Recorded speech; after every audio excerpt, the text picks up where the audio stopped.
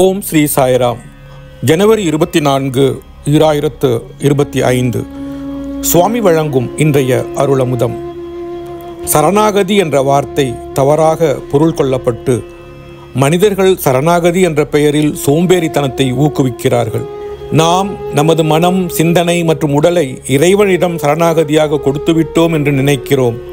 உங்கள் மனம் உங்கள் ஆதிக்கத்திலேயே இல்லை. அப்படி இருக்க அதை எவ்வாறு பிடித்து இறைவனிடம் நீங்கள் கொடுக்க முடியும்?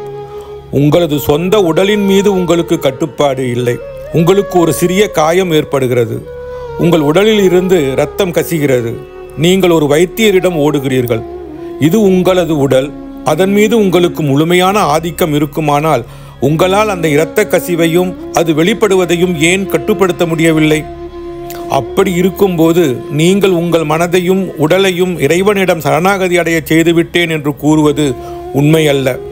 சரணாகதி என்ற வார்த்தை யாரோ ஒருவர் கொடுக்கிறார், யாரோ ஒருவர் ஏற்றுக்கொள்கிறார் என்றும் நீங்கள் யாரோ ஒருவரிடம் சரணாகதி அடைகிறீர்கள் என்பதும் போன்ற பொருளை தருகிறது. இந்த சரணாகதி என்ற வார்த்தையில் இருமையின் உணர்வு உள்ளது. ஒவ்வொருவருள்ளும் ஒவ்வொரு இடத்திலும் இறைவன் இருக்கிறான் என்ற உண்மையை உணர்வதே சரணாகதி என்பதன் உண்மையான பொருளாகும். அத்தியாயம் 3, கோடைமழை, 1974. ஒருவரது கடமையை தார்மீகமாக செய்வதே மிக உயர்ந்த ஆன்மீக சாதனையாகும் என்கிறார் பகவான் ஸ்ரீ சத்திய சாயி பாபா. ஓம் ஸ்ரீ சாய்ராம்.